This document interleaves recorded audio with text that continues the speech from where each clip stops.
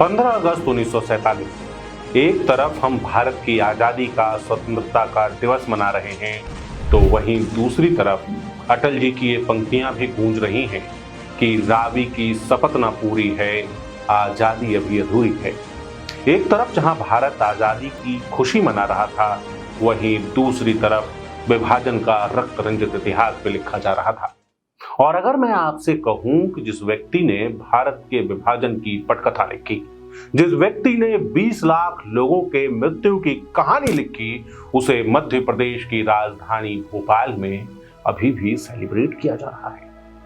उसके नाम से आज भी जश्न हो रहे हैं, उसके नाम की आज भी कस्में खाई जा रही हैं, तो आप चौंक उठेंगे। आज के वीडियो में इसी कहानी की बात करेंगे।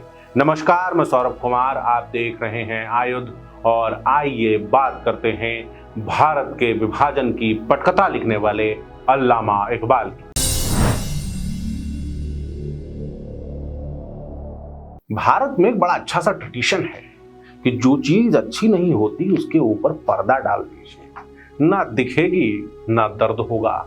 और खास करके परेशानी हम हिंदुओं के साथ है कि हमारी चीजों के ऊपर पर्दा डाल दिया जाता है और हमें पता ही नहीं चलता। ऐसा ही एक पर्दा डाला गया है अल्लामा इकबाल के ऊपर, और इस पर्दे का नाम है सारे जहां से अच्छा हिंदुस्तान हमारा। जब कभी भी हमें इकबाल के बारे में बताया गया तो हमें यही बताया गया कि इकबाल ने सारे जहां से अच्छा हिंदुस्तान हमारा लिखा है। मगर इकबाल का 29 दिसंबर 1930 को इलाहाबाद में दिया गया वो भाषण हमें कभी नहीं बताया जाता, जिसमें अल्लामा इकबाल ने सबसे पहले भारत के विभाजन की पटकथा लिखी थी।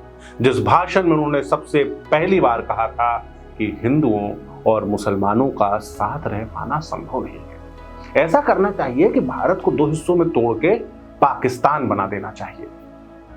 अल्लामा इकबाल का ये एक भाषण भारत में 20 लाख से ज्यादा लोगों के मौत का कारण बना। अल्लामा इकबाल का ये भाषण भारत में करोड़ों लोगों के बेघर होने का कारण बना। भारत के हिंदू और मुसलमान लंबे समय तक साथ ही मिलकर रह रहे थे।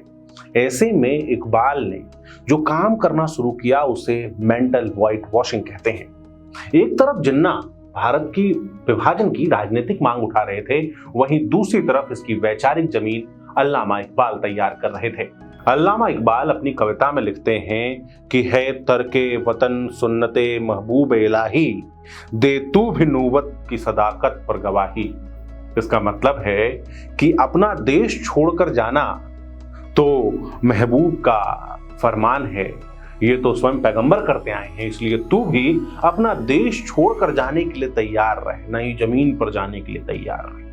ये कह के उन्होंने भारत के मुसलमानों के मन में विभाजन के बीज बोना शुरू किए, उन्हें विभाजन के लिए तैयार करना शुरू किया।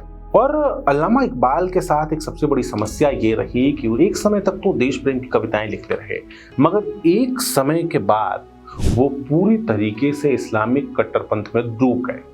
उन्होंने लिखा कि सारे जहां से अच्छा हिंदुस्तान हमारा, लेकिन उसके बाद वही अल्लामा इकबाल लिखते हैं कि चीनो अरब हमारा, हिंदुस्तान हमारा, मुस्लिम है, हम वतन है, सारा जहां हमारा। जो इस्लाम का एक कॉन्सेप्ट है जिसके कारण भारत को या किसी राष्ट्र को इस्लाम से समस्या होती है, दंगे होते हैं, उसका कारण यह है कि इस्लाम में देश को एक यूनिट नहीं माना गया। इस्लाम में ये माना गया कि धर्म सबसे ऊपर है, किताब सबसे ऊपर है, पैगंबर मोहम्मद सबसे ऊपर है और उसके ऊपर कुछ नहीं।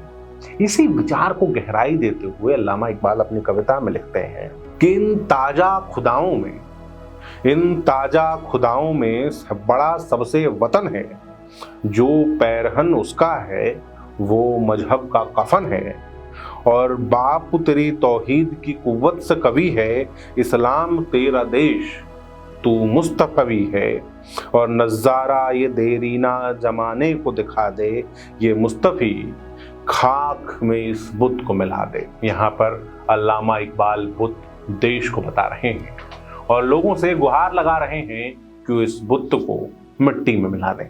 जब 1930 में पाकिस्तान का कॉन्सेप्ट रखा, जब मुस्लिम लीग की शुरुआत हुई, उसके बाद भी कोई इस्लाम का बहुत गहरा प्रभाव भारत की राजनीति पर पड़ा नहीं। 1937 में उस समय तक हिंदू इलाकों और मुस्लिम इलाकों का निर्वाचन अलग अलग शुरू हो चुका था। तो 1937 में जो चुनाव हुए उसमें 1600 निर्वाचन क्षेत्र थे। इन 1600 निर्वाचन क्षेत्रों में जब वोटिंग हुई तो कांग्रेस के पास 707 सीटें आई थीं और मुस्लिम लीग के पास केवल 100 सीटें आई थीं। कांग्रेस 21% वोट लेकर के आई थी और मुस्लिम लीग के पास केवल 12% वोट थे। इसके बाद जिन्ना बहुत निराश हो गए। जिन्ना को लगा कि भारत में मुस्लिम नाम से राजनीति नहीं की जा सकती, मुसलमानों की राजनीति नहीं की जा सकती, क्योंकि कांग्रेस के पास जहां गांधी जैसे नेता थे वहीं उनके पास मुसलमानों के बड़े नेता थे। जिन्ना सब छोड़ छाड़ के लंदन चले गए। उसके बाद अल्लामा इकबाल ही थे जो जिन्ना को इस बात के लिए मनाते हैं कि आप लौट कर भारत आइए, राजनीति की नई शुरुआत कीजिए, नए तरीके से राजनीति शुरू कीजिए। उसके बाद जिन्ना अपनी राजनीति शुरू करते हैं, वही राजनीति जो डायरेक्ट एक्शन डे का नाम लेती है, वही राजनीति जो भारत में सांप्रदायिक दंगे शुरू करवाती है, वही राजनीति जो भारत में लाखों लोगों की मौत का कारण बनती है।